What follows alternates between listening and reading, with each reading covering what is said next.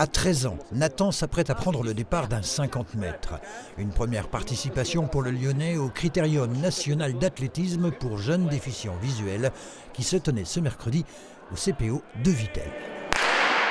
C'est vraiment mon truc puisque je suis passionné par la course, le sport, puisque bien avant mon accident, j'ai faisais des petites courses à pied et j'ai l'habitude. Pour sa course, Nathan a pu bénéficier de l'aide d'un guide, indispensable. La fac de sport de Nancy a été sollicitée et des étudiants ont répondu présent, comme Julien. Le job, ça va être de les maintenir dans la trajectoire et les aider à finir leur course au mieux. Alors par exemple avec Nathan, vous vous êtes parlé avant Ouais, on a fait un petit tour de préparation pour essayer de se caler un petit peu sur son rythme, sur le mien, parce que on est en binôme en fait. Je suis guide mais je participe aussi à la course d'une certaine manière. Une centaine d'athlètes âgés de 7 à 20 ans, venus de toute la France, ont participé au Critérium sur 3 épreuves, la course, le saut et le lancer.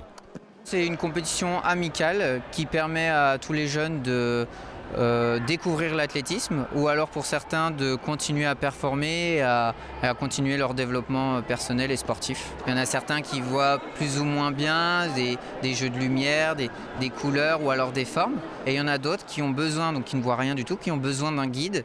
Marraine de l'événement, la multimédaillée nationale dans le top 10 mondial du sprint, Tiffany Legette, était présente pour encourager les jeunes athlètes et partager les valeurs de solidarité et de dépassement de soi que la Meusienne, atteinte de rétinopathie, une affection grave de la rétine, porte en elle. Le handicap n'est pas un frein, c'est un tremplin dans la vie et c'est aussi un tremplin dans le sport.